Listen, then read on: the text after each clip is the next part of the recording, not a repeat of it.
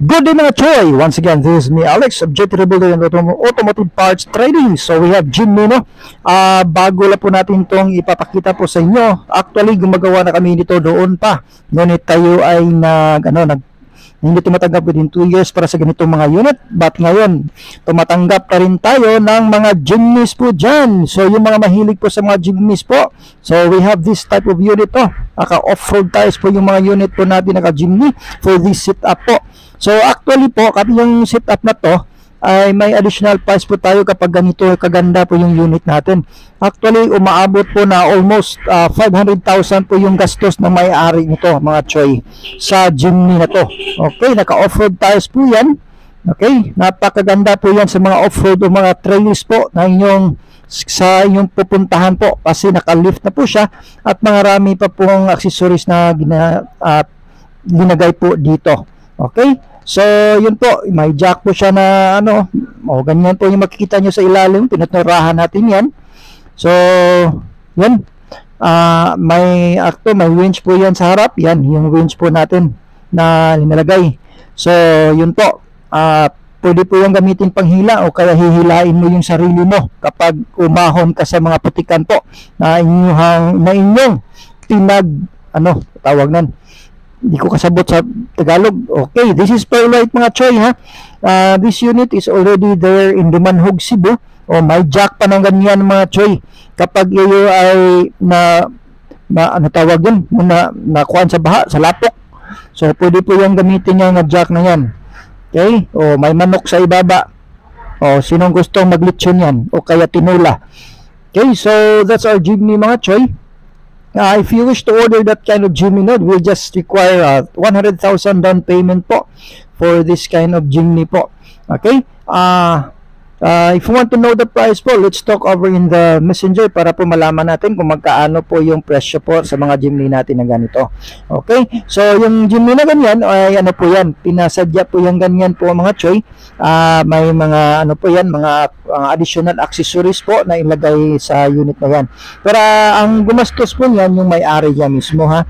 Okay? Hindi po yung kasali sa package po yung mga accessories na kikita nyo dyan sa labas. Okay, katulad na sa taas, hindi po yan kasali, ha.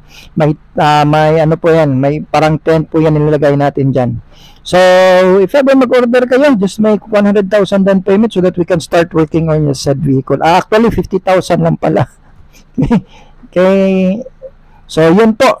Let's take a look at sa loob po ng unit po natin. Ito ay power window po. At saka power steering po yung unit natin. Actually po, lahat ng Jimny po is 4x4 already. Okay, you can choose your own leather seat cover para sa ganitong unit. So, yan po yung upuan sa likuran po. Actually, 2 tao lang po ang pwede makapag-upo dyan. Hindi po yung 3 na kasi maliit lang po yung loob ng Jimny natin. Napaka-cute po kasi yung Jimny po natin, no, na ganito po. Okay, this is 4x4 automatic transmission with K6A engine po. Ito po ay 12 valves lang, 660cc po yung makina po niya. Okay, so yun po yung dashboard na pinakita ko sa inyo. Tapos ilalagyan po natin ng touchscreen stereo na ganyan po. Okay, nakita nyo yan. This is automatic transmission po mga Choy. Okay, at tapos pinalagyan din natin ng dashcam sa itaas po. Okay, tinted po yung unit po natin. You can choose your own color po mga Choy.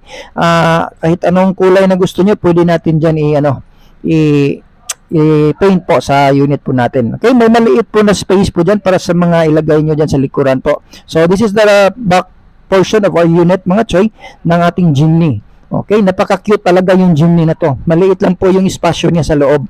Kaya hindi pwede 5 tao makaupo. Hanggang 4 lang po tayo dito, ha. 4 na po na tao na pwede po dito magkasya. Okay? So, kung maraming baggages po kayo, lagyan nyo na lang doon sa itaas ng roof rack para po pwede doon po ilagay nyo yung mga bagahe po ninyo.